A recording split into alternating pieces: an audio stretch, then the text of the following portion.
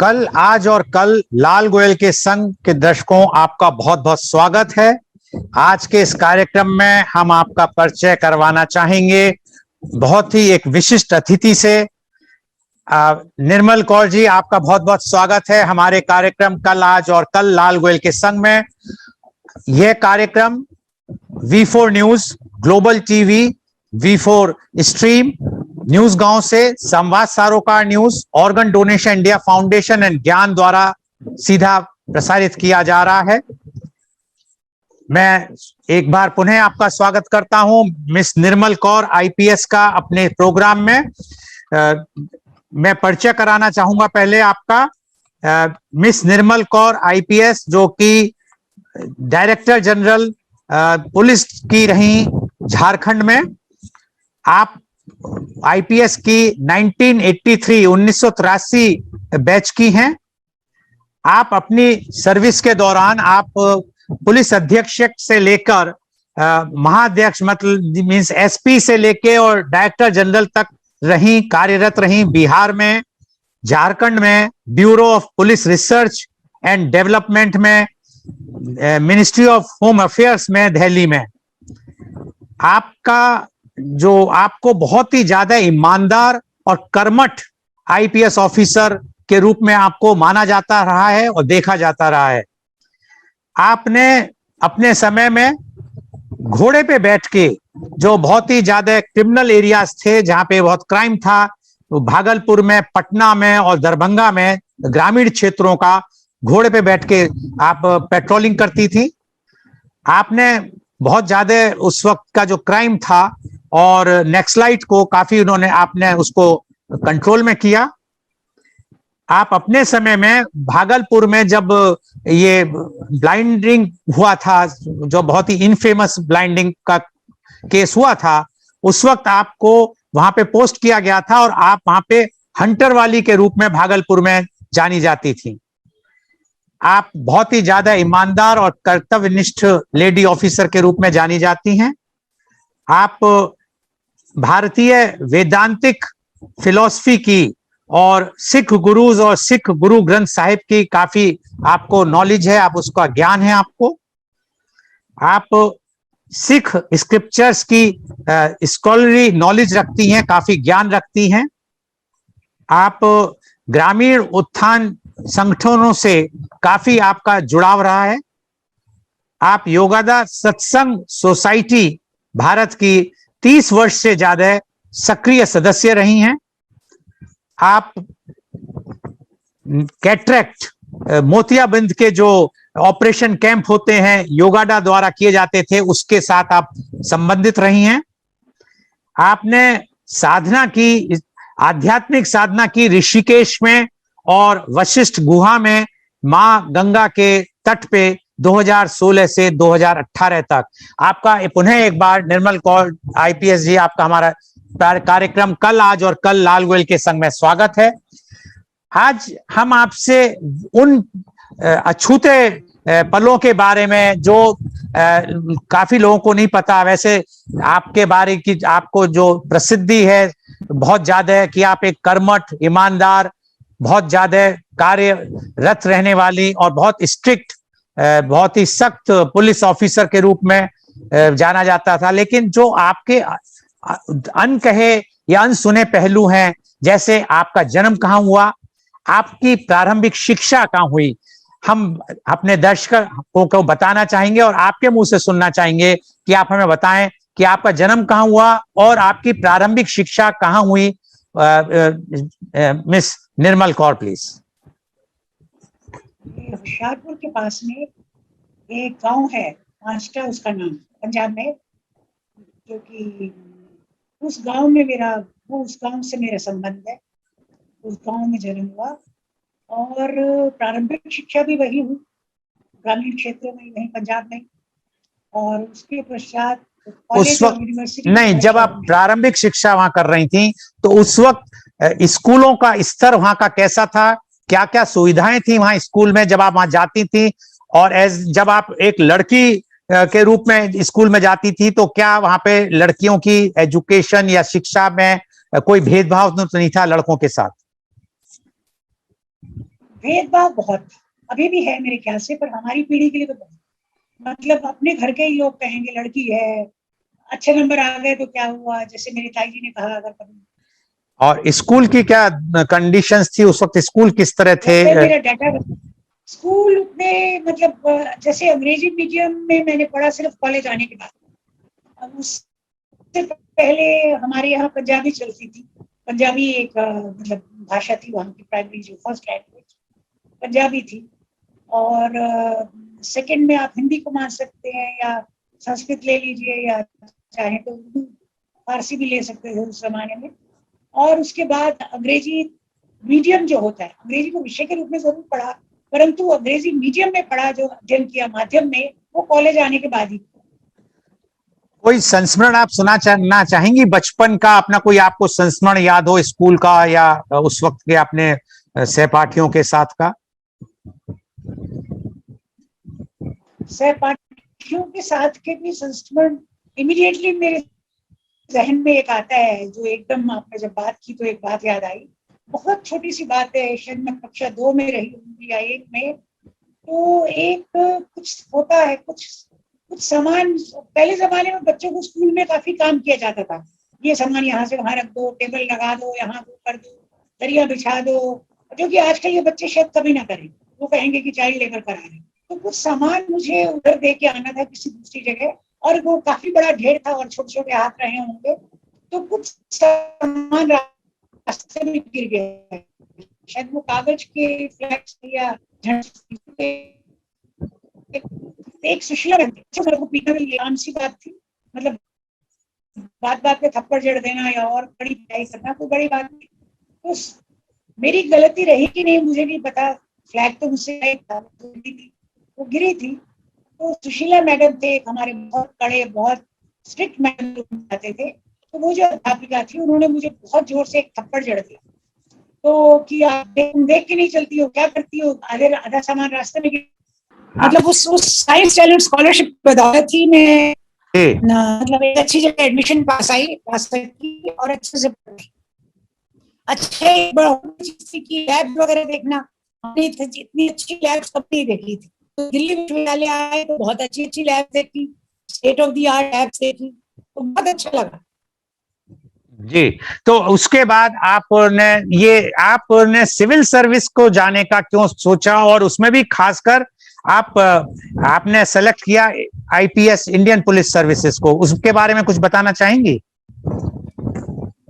कुछ यूनिफॉर्म का क्रेज था बचपन से, हमें गांव में एक पुलिस वाला आता था, शायद वो सिपाही या हवलदार रहा होगा उस समय, तो हमने एक तख्ती लगाते थे पेट्रोलिंग की, जब किसी गांव में आते थे तो हम लोगों ने ये फ्रैक्शन सीखे बचपन में ना, कि 2/4 2/7, जब हमने पुलिस ज्वाइन की तो बाद में पता लगा कि वो बीट का नंबर रहता है और वो ट्रेन पेट्रोलिंग सिस्टम कहलाता है, पर तब तक हमको यही बड़ा एक्साइटिंग लगता है, एक पेड़ के तने के ऊपर तख्ती लगा के जाते थे, और हम नीचे से ऐसे गर्दन ऊंची करके, मैं और मेरी फ्रेंड थी पिंकी, पढ़ा करते थे 2/8, और संतरी जी, नमस्ते संतरी जी कहना हमारी लाइफ का हाई पॉइंट था, हम दौड़ जाते थे जब भी वो सिपाही हवलदार आते थे और उनको बोलते थे नमस्ते संतरी जी, और दौड़ जाते थे वहां से, जैसे कि हमने बहुत बड़ा कुछ कर लिया हो।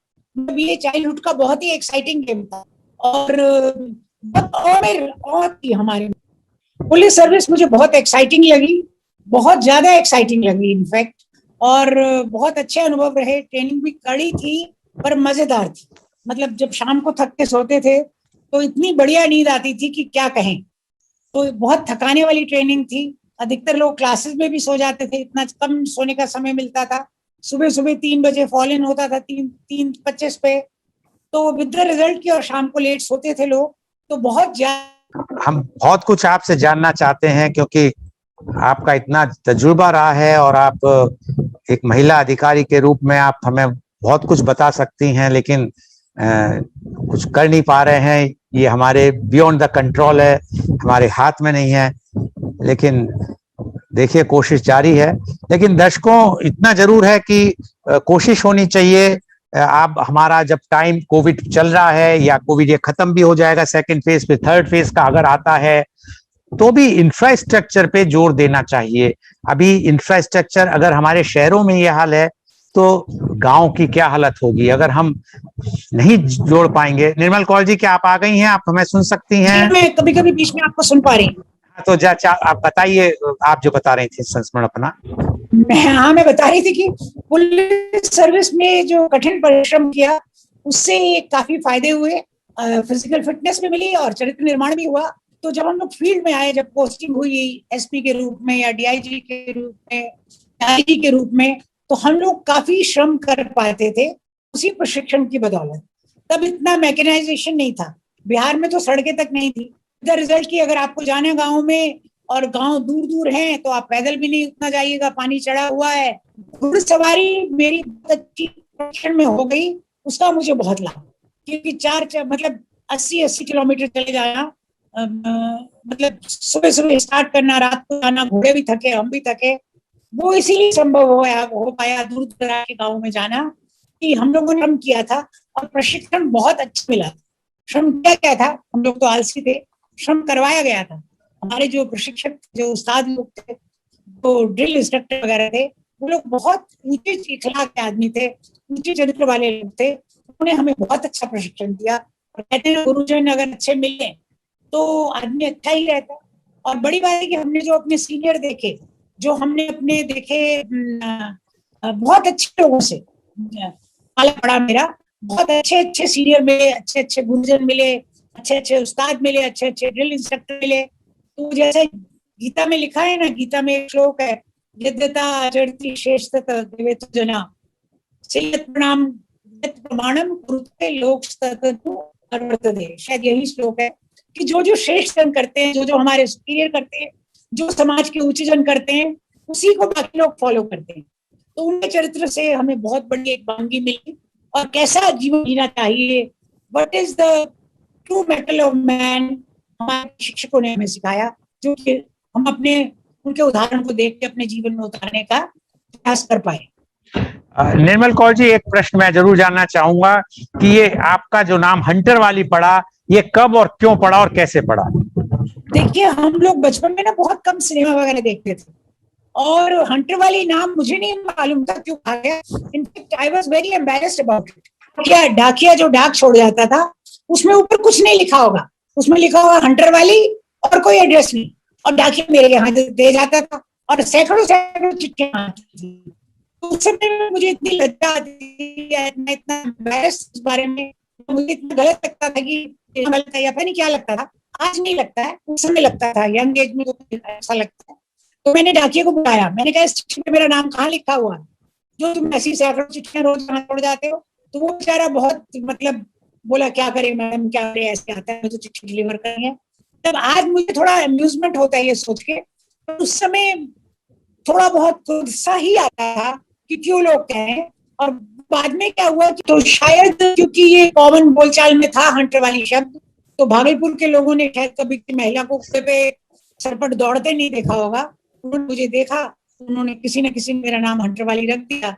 और जब रख दिया तो ये नाम एक ऐसे होते हैं कि आपकी पहचान बन जाते हैं, आपका निकनेम बड़ा हो जाता है, आपका नाम पीछे चला जाता है।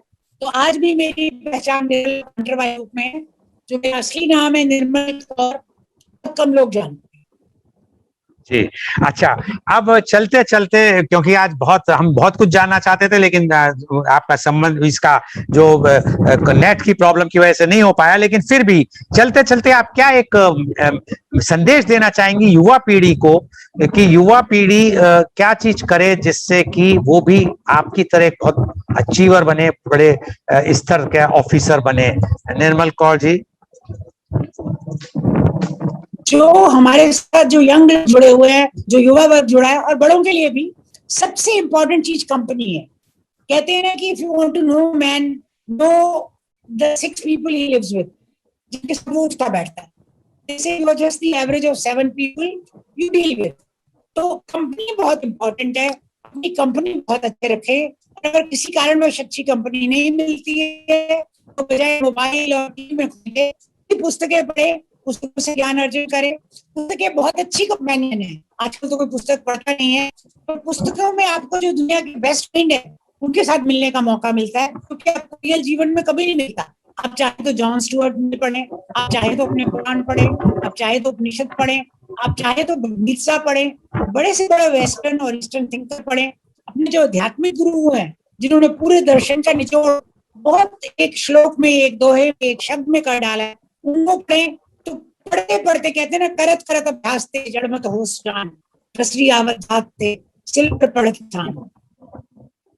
जी, बहुत बहुत धन्यवाद निर्मल कौर जी, आप हमारे संग जुड़ी। हालांकि आज कनेक्शन बहुत बहुत तंग तो किया है। और संसार आपके विचारों से बना है। संसार उपनिषद में भी लिखा है कि संसार विचारों से बना है। संसार कुछ इंडिपेंडेंट नहीं, जो आपके विचार है वही संसार है। तो अच्छे विचार रखें, अच्छी संगत रखें, ये मेरा संदेश एक शब्द में होगा। जी, बहुत बहुत धन्यवाद आपका निर्मल कौर जी, हमसे जुड़ने के लिए। आज का एक कार्यक्रम V4 news global TV, V4 stream news गांव से संवाद सरोकार न्यूज और एवं फेसबुक एवं यूट्यूब पे सीधा प्रसारित किया गया। And our endeavour is to bring to you everyday new topic in the media conference with Lal Goyal in the morning at 10:30 AM। And tomorrow our topic is role of youth in curbing noise pollution. And our chief guest is miss Sumeria Abdul Ali. She is a renowned environmentalist, convener, Awaz Foundation, Mumbai. Along with 7 youth guests, we will be discussing and finding the role of youth in curbing noise pollution.